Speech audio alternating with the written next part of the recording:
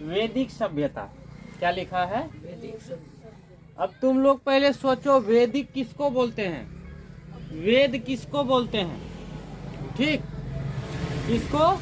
वेद किसको बोलते हैं?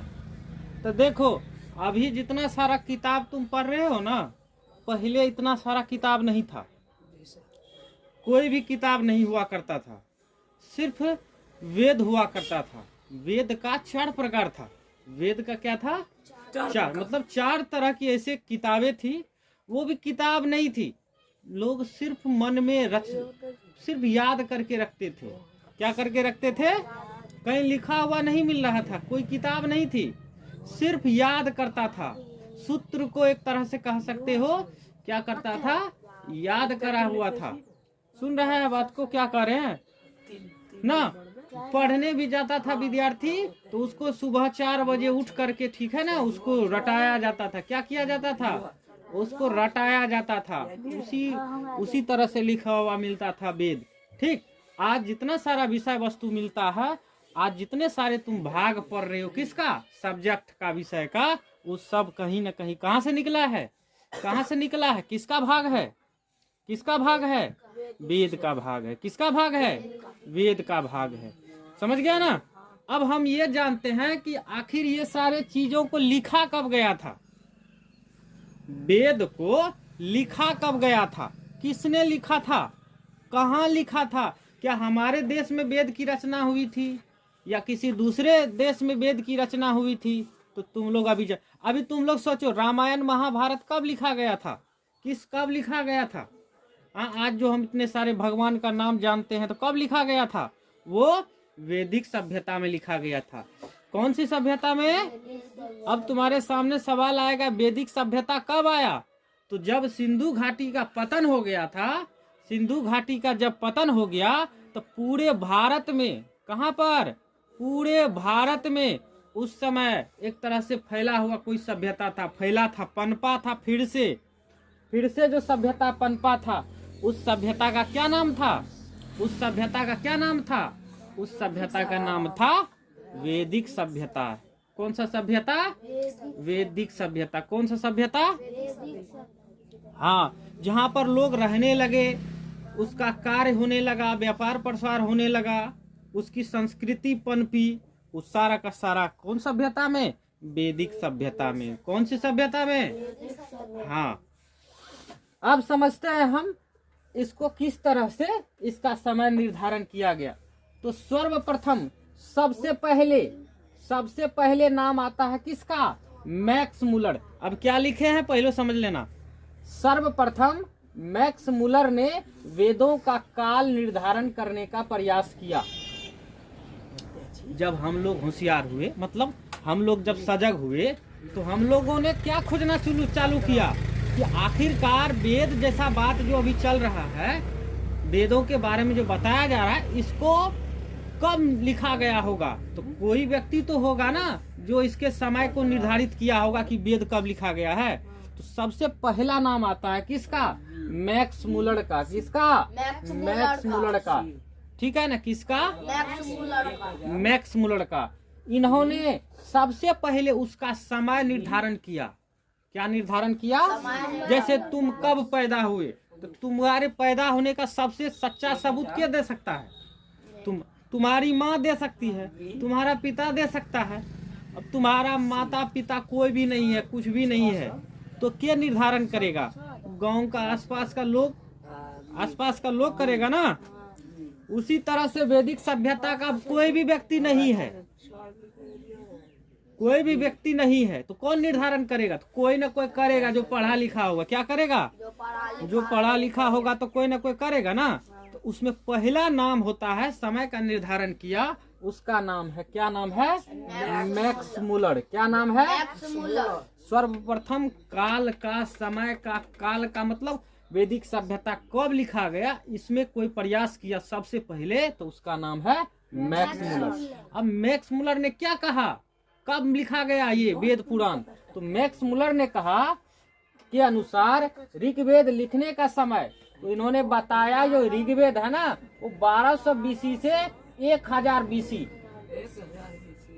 1200 BC से 1000 BC। BC यानी बिफोर क्राइस्ट, यानी ईसा मसीह के जन्म से पहले, या शून्य कह सकते हो, शून्य वर्ष से पीछे जाओ। कहीं वर्ष नहीं है, शून्य वर्ष है, कोई वर्ष नहीं है। कौन सा वर्ष है? शून्य वर्ष।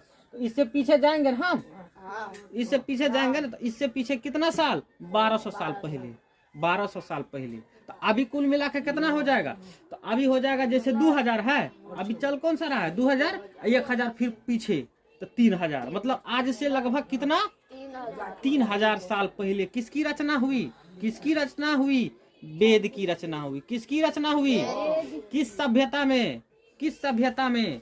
वैदिक सभ्यता में। किस सभ्यता में? वैदिक सभ्यता में। हाँ, वैदिक सभ्यता का सर्वमान्य काल। अब सब लोगों ने अलग अलग मत दिया, लेकिन एग्जैक्ट रूप से अभी जो इतिहासकारों ने माना है कौन सा समय होगा, तो कहा देखो इतना उतना नहीं है, ये 1200 ठीक है, 1000 भी ठीक है, लेकिन मान के चलते हैं हम कितना?